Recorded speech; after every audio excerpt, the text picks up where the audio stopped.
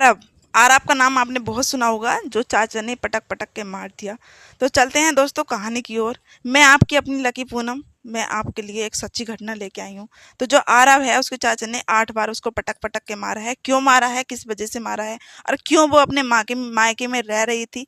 तो चलो विस्तार से कहानी को जानते हैं। दोस्तों ये घटना है यूपी फिरोजाबाद जिला सिकोहाबाद कॉलोनी, यादव कॉलोनी। सीमा को एक बेटा पैदा होता है 3 नवंबर सन 2024 को। जब बेटे को सीमा ने जन्म दिया तो सीमा के घर में ढोलक नगाड़े बजने लगे। जब ये बात सीमा के पति को पता चलता है, सीमा का पति खुशी से पहले झूम उठता है। फिर झूम उठने के बाद में सीमा का पति मोबाइल उठाता है, मोबाइल से एक सवाल पूछता है। सवाल इतना गहरा है कि आप भी सोचने से मजबूर हो जाएंगे। सीमा का पति वहाँ मोबाइल उठाता है, मोबाइल से गूगल पे जाके सर्च मारता है कि बच्चा गर्भ में कितने दिन तक स्वस्थ रह सकता है। जब ये बात सीमा का पति अपने ही फोन में गूगल से सर्च मारता है कि बच्चा गर्भ में कितने दिन स्वस्थ रह सकता है, कितने दिन बाद जन्म होता है, तो गूगल ने उसको बताया कितने 39 सप्ताह से 40 सप्ताह के बीच में बच्चा पैदा हो जाना चाहिए। हो जाता है स्वस्थ बच्चा। 39 से 40 सप्ताह में बच्चा पैदा हो जाता है। हम दिनों की बात करें तो 273 दिन से 280 दिन के बीच में बच्चे को जन्म जन्म हो जाता है।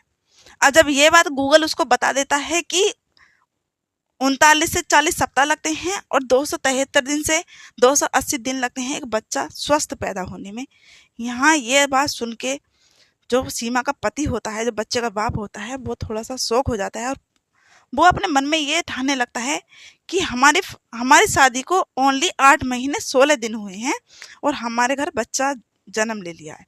यानी कि 18 फरवरी सन 2024 को शादी होती है। जरा दिमाग दिमाग लगा ना। 18 फरवरी सन 2024 को शादी होती है और 3 नवंबर सन 2024 को बच्चा हो जाता है। इस बात को लेके उसके दिमाग में एक सवाल गूंजने लगता है कि ये बच्चा आखिर है तो है किसका। अब वहाँ वो अपनी बीवी के पास जाता है। बीवी के पास जाने के बाद में उससे एक क्वेश्चन पूछता है कि ये बताओ कि बच्चा किसका है।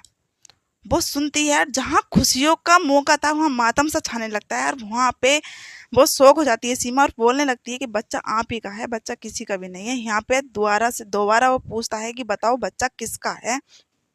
तो वो कहती है कि बच्चा तुम्हारा है, बच्चा किसी का भी नहीं है। वो बोलता है कि हमारी शादी को सिर्फ 37 सप्ताह हुए हैं और 37 सप्ताह में बच्चा होना नहीं चाहिए। 39 या फिर 40 सप्ताह में बच्चा होता है। 37 सप्ताह हमारी शादी को हुए हैं, यानी कि 8 महीने 16 दिन हमारी शादी को हुए हैं। तुम्हारी गोद में बच्चा आ चुका है, बच्चा किसका है, कहाँ मुंह काला करवा के आई हो, मुझे आज सच सच बता दो।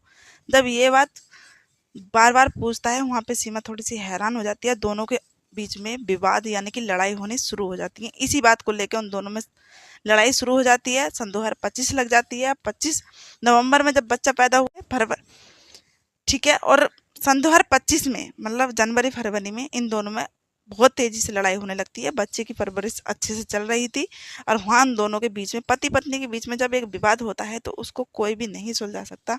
दोस्तों ये आपको अच्छे से पता है। अब यहाँ पे आरब बड़ा होने लगता है। आरब के मम्मी पापा में लड़ाई बढ़ती जा रही थी। अब एक दिन सीमा अपने घर को फ़ोन करती है। घर फ़ोन करके बोल देती है कि मम्मी मुझे यहाँ से ले जाओ, ये मेरे को जीने नहीं दे रहे। अब सीमा की मम्मी सीमा को अपने उसके ससुराल से ले आती है और ला के अपने घर पे ले आती है। यहाँ सीमा को मिलने के लिए सीमा की एक सहेली की मम्मी और सीमा अपने घर पे ही रह रही थी बहुत अच्छे से। अब ये जो चाचा था, जो यानी कि जो मौसेरा था, देवर मौसेरा, मौसी का मौसेरी सास का लड़का जो मौसेरा देवर होता है, ये इससे कभी कभी फ़ोन पे बात कर लिया करता था। अब ये घर आता है, सीमा को भाभी बोलता है, भाभी भाभी करके उससे बोलता है कि मैं आरब को चीज़ दिला के लेके आऊँ। अब चीज़ दिलाने के बहाने से ये वहाँ से आरब को ले जाता है।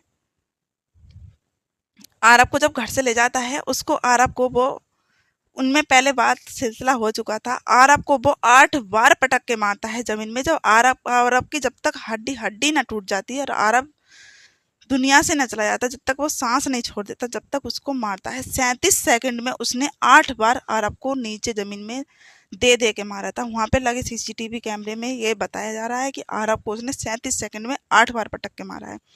और वहाँ उनसे बातें करते करते वो बार बार दरवाजे की ओर को देख रही थी। तो उसकी बैठी हुई सहेली उससे बोलने लगी सीमा से कि तुम बार बार दरवाजे की तरफ क्यों देखे जा रही हो। तो वो बोलने लगी कि मेरा बेटा को मेरा मोना मोसेरा देवर चीज जलाने लेके गया और अभी तक भी लेके नहीं आया। ये बात सोच के जब वो दरवाजा अपना खोलती है तो उसका आरब बेटा गेट पे ही पड़ा हुआ था। जब गेट पे आरब पड़ा हुआ था, वो आरब को उठाती है तो आरब की एक बाँव यूं ही गिर जाती है, दूसरी बाँव भी यूं ही गिर जाती है और गर्दन भी गिर जाती है और टांगे भी यूं ही लटक जाती हैं। उसमें कुछ भी नहीं था। वहां से वो चीखती है, चिल्लाती है और सीधी हॉस्पिटल की ओर भागने लगती है। बोलने लगती है कि मेरे आरब को कुछ हो गया है, कुछ हो गया, अस्पताल कहाँ है। बहुत सारे लोग वहाँ सीमा से क्वेश्चन भी करना चाह रहे थे, पर सीमा उस टाइम किसी की भी नहीं सुन के अस्पताल को गूंज रही थी, अस्पताल को ही भाज रही थी। अस्पताल में जाके सीमा ने जब देखा तो डॉक्टरों ने मना कर दिया कि इस लड़के में कुछ नहीं है और सांस भी नहीं है, आप इसको घर ले जा सकते हैं। वहाँ पे सीमा ने बयान दिए। सीमा ने बताया कि मेरे बच्चे को, मतलब यानी कि मेरे मौसेरे देवर ले गए थे और ना जाने इसको क्या करके ले गए, इसकी हड्डी हड्डी टूटी हुई है। अब यहाँ पे ये बस सिलसिला मोहल्ले में पता चलता है। मोहल्ले वाले बोलते हैं कि एक पटक पटक की सुनाई 500 मीटर की दूरी पे जाके एक पटक पटक की सुनाई आ रही थी। सबने अपने सीसीटीवी कैमरे खंगाले, उसमें पता चला कि एक लड़का आता है बच्चे को लेके और बच्चे को 8 बार पटक के धरती में मारता है। शाम का 5 बजे का टाइम हो रहा था। सब अपने अपने घरों में, दोपहर ज़्यादा धूप गर्मी ज़्यादा पड़ रही है तो सब अपने अपने घरों में लेटे हुए थे। किसी ने जब बाहर निकल कर देखा तो बस एक महिला थी जिसने वो 8वीं बार पटकते हुए देखा था। बाकी किसी ने भी नहीं देखा था। इतने घर से लोग बाहर निकले थे कि किसी के चीखने की हल्की सी आहट की सुनाई आ रही, जैसे कोई पटक पटक के किस चीज को मार रहा हो। इतने वो सब निकल निकल के घर से बाहर आते हैं, इतने वो उसको गोद में लेके चला जाता है और ले आके उसके दरवाजे पे ही गिर देता है। अब यहाँ ये उसको नहीं पता था कि आरब के मरने की खबर सोशल मीडिया पे जब फैलेगी तो इतनी तेजी से फैलेगी, या फिर उसका मायका रुकना इतना उसको इतना गंभीर रूप से घायल कर देगा, यानी कि उसका बेटा ही उसे छिन जाएगा। उसने कभी नहीं सोचा था। अब यहाँ पे सीमा वहां से घर आती है। घर आके सारे सीसीटीवी कैमरे खंगाले जाते हैं, सोशल मीडिया वाले वहां पहुंच जाते हैं, वीडियो वायरल हो जाती है और इतनी वायरल हो जाती है कि वो उसने कभी सोचा भी नहीं था कि मेरे साथ ऐसा हो जाएगा।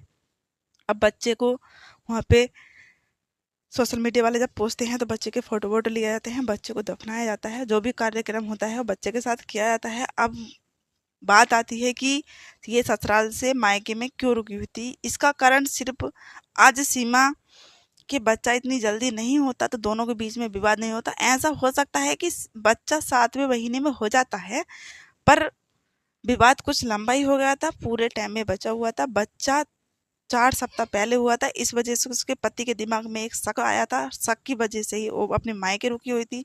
मायके रुकने की वजह से उसके पीछा क्या था, इसके मौसेरे देवर ने, और मौसेरे देवर ने ही उसके बच्चे की जान ले ली। अब आप इस कहानी को सुनकर क्या कहेंगे। छोटी छोटी गलतियां दोस्तों इंसान को बिल्कुल तबाह कर देती है। और यह एक छोटी सी गलती ने उसको, जब वो डीएनए टेस्ट कराना चाहता था तो करा लेता, कम से कम वो अपने ससुराल में तो ससुराल में रहती तो उसकी निगाह उस पर कभी नहीं आती। और जब जब वो मायके में रुकने लगी है तो उसकी निगाह उसके ऊपर जाने लगी कि भाभी रुकी हुई है, काश मैं ही भाभी से शादी कर लूँ। भाभी सीमा देखने में खूबसूरत थी, इसलिए उसका देवर उसके पीछे पड़ा हुआ था और पीछे पड़ने की वजह से उसने उसके बेटे की जान ले ली। इस कहानी के पीछे 3 जनों की जान खतरे में है। जो इसने मारा है चाचा वो सराखों के पीछे रहेगा। जो माँ है वो उसके कभी बच्चे की याद को भुला ही नहीं सकती, और जो बच्चा है वो दुनिया से ही अलविदा हो गया है। दोस्तों आप इस कहानी को सुनकर कमेंट में जरूर अपनी टिप्पणी, अपनी राय लिख के जाना। आपकी क्या राय है। कहानी आपको अच्छी लगी हो तो लाइक कमेंट शेयर जरूर करना। जय हिंद।